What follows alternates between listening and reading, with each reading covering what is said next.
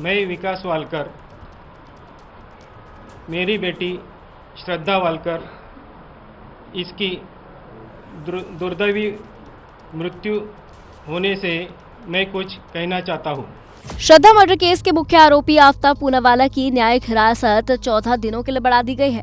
वहीं शुक्रवार को श्रद्धा के पिता विकास वालकर ने महाराष्ट्र के उप मुख्यमंत्री देवेंद्र फडणवीस से मुलाकात की और उसके बाद मीडिया से बातचीत की।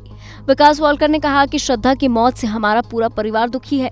उन्होंने कहा कि बेटी की हत्या के कारण मेरी मनोस्थिति भी काफी खराब हो गई है। श्रद्धा के पिता ने आगे कहा, दिल्ली पुलिस ने हमें भरोसा दिलाया है कि हमें न्याय मिलेगा। महाराष्ट्र के डिप्टी सीएम देवेंद्र फडणवीस ने भी हमें इसका आश्वासन दिया है।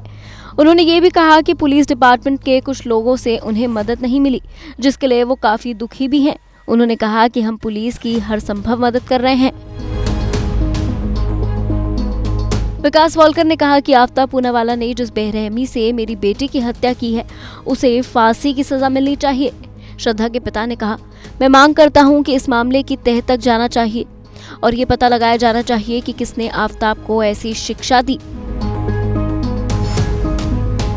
विकास वालकर ने प्रेस कॉन्फ्रेंस में वसई पुलिस की कार्यशैली पर भी सवाल खड़े किए। उन्होंने कहा, मेरी बेटी की बेरहमी से हत्या कर दी गई। वसई पुलिस की वजह से मुझे कई दिक्कतों का सामना करना पड़ा। अगर उन्होंने मेरी मदद की होती तो मेरी बेटी जिंदा होती। विकास वालकर ने आगे कहा कि मेरी बेटी ने घर छोड़ने से पहले मुझसे कहा था कि मैं बालिग हो गई हूं और शायद इसी वजह से मैं कुछ नहीं कर पाया। श्रद्धा के पिता ने कहा कि 18 साल के बाद बच्चों को धर्मों के बारे में सही जानकारी देनी चाहिए और बच्चों को सही गाइडेंस मिलनी चाहिए। विकास वालकर ने बताया कि उनकी श्रद्धा से आखिरी बातचीत 2021 में हुई थी और श्रद्धा ने कहा था कि वो बेंगलुरु में है और बिल्कुल ठीक है। विकास वालकर ने कहा कि घर छोड़ते समय श्रद्धा से सिर्फ उन्होंने इतना कहा कि आफ्ताब उनकी कम्युनिटी से नहीं है और इसीलिए वो इसका विरोध कर रहे हैं। विकास वालकर ने ये भी बताया कि उन्हें इस बात की जानकारी नहीं थी कि आफ्ताब श्रद्धा के साथ मारपीट करता है।